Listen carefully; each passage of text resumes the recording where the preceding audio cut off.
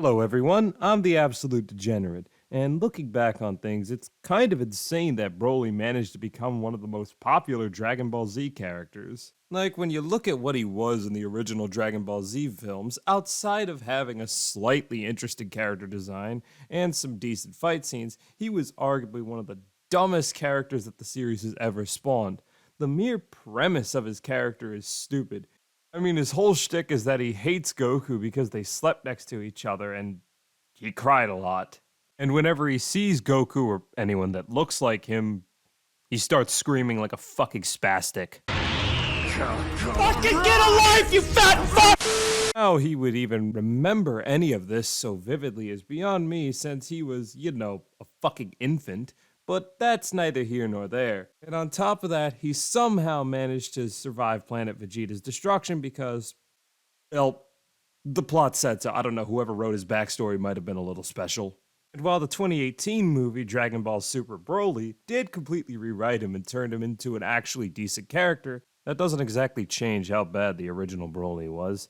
To put it simply, Broly's character is nonsensical, retarded, and any other synonym for stupid. With that in mind, it's also not a surprise that the films he was featured in were also kinda dog shit. Sure, you could argue the film that introduced him, Broly the Legendary Super Saiyan, was the most enjoyable of the bunch, but I still would not call it a good movie. And the same goes for both the topic of this video, Broly's Second Coming, and the equally garbage film that followed it, Bio Broly. However, while Bio Broly is fucking awful, I would argue that not only is Broly's Second Coming worse, but as the title suggests, it is easily the worst of the Dragon Ball Z movies. Now, granted, if we're being honest, a good majority of the Z films were shit. Granted, some were more enjoyable than others, however, most of them were at best a bunch of lazily slapped together fight scenes. However, even by the quote-unquote standards of the Z movies, Broly's Second Coming still somehow manages to make them actually look competent. How is that, you ask? Well, there's a number of reasons, but I think it's best to start off with what's not only this film's weakest aspect, but the weakest aspect of most of the Z movies, the plot. This film starts with Broly, still in his legendary Super Saiyan form from the end of the first film, crashing on Earth in a pod, falling unconscious, and becoming entombed in a frozen lake. Now, with this scene alone, there's already a bunch of things that are wrong, so let's get into those. First off, if you're familiar with the first film, you'd remember that Broly had a hole punched straight through his chest by Goku, and seemed to have been destroyed along with the planet a majority of the film took place on, following its collision with a giant fucking comet. Now, with this bit of info in mind, the intro raises a number of questions. How in the hell did Broly manage to get to that pod? The only other way he potentially could have escaped was the Saiyan pod that his father Paragus tried to leave in. However, if you remember, that pod was destroyed by Broly along with his father in it. Good riddance, rest in piss, bozo. And even if there was another pod present, in what world would he have had enough time to even get to it? Man's had a hole in his chest and was about to be enveloped by a giant comet. Even if it didn't kill him, he isn't Frieza. He can't survive in space. Now, if you're wondering, the answer to the questions I just raised is, stop asking questions and consume product! Next, we cut to Goten, Trunks, and Videl searching for the Dragon Balls.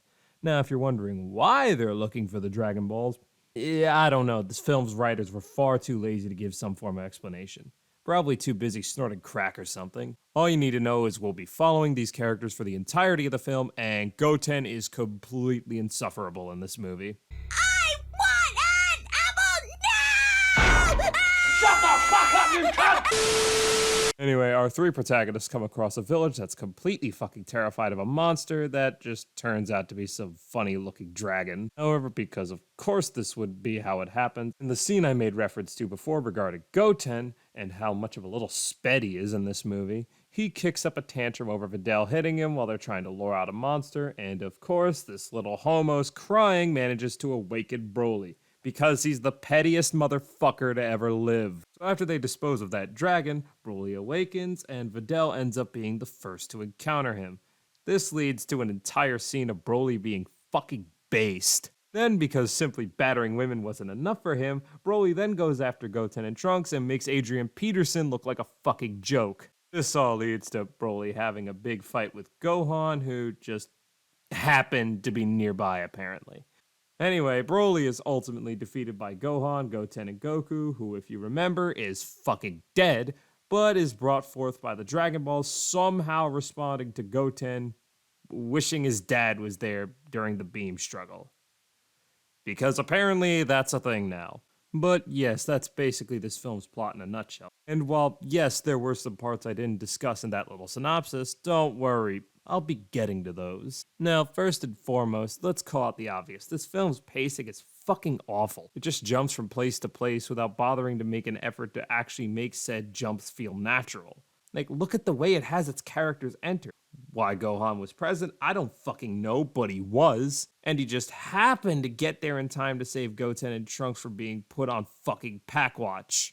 Look, it's such a simple fix too. Just have Gohan be with the other three throughout a good portion of this film, have them potentially split up at some point around when Videl, Trunks, and Goten go after that derpy fucking dragon, have Gohan, who in this case would still be nearby, reappear when he senses not only the three of them being in danger, but Broly's giant fucking energy level. Boom! Simple as that. And on top of that, going back to another of the things I didn't mention, was that Gohan only survives the first leg of his fight with Broly because fucking Krillin, of all people, appears out of nowhere and saves him from being burned alive in fucking lava. And on top of that, Krillin's dressed like Piccolo for some fucking reason. I don't know, maybe 18 donkey punched him too hard during sex.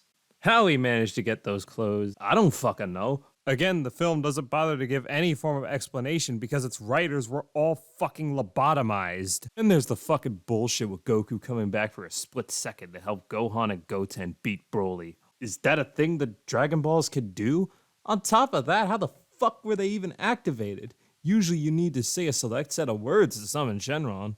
I guess this film just doesn't care about continuity. But getting back on topic, all of these characters randomly appearing combined with the mess that is the film's pacing just really highlights how slapped together it feels. Granted, characters randomly appearing isn't exactly new for the Dragon Ball Z movies, but maybe with one or two exceptions, I'd say it's at its absolute worst here. And there's that fight scene I mentioned before between Broly, Goten, and Trunks. Now, you'd think that maybe the fight scenes in this movie would be worthwhile, given that they're basically the only thing the Dragon Ball Z movies are any good for.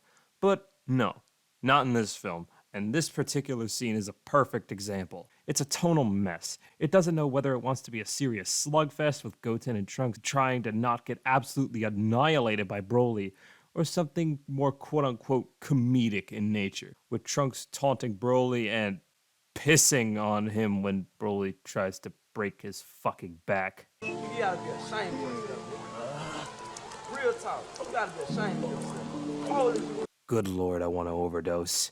In closing, Broly's Second Coming is a disjointed, half-assed mess of a movie. The utter laziness and incompetence of this movie is fucking astounding. It somehow manages to make both Broly the Legendary Super Saiyan and Bio Broly look like semi-competent movies. As the title of this video states, I don't think it's unfair at all to say that it is by far the worst Dragon Ball Z movie. So don't even bother wasting your time with it. There's so many better things you could do. Like listen to the BlackBraid Debut.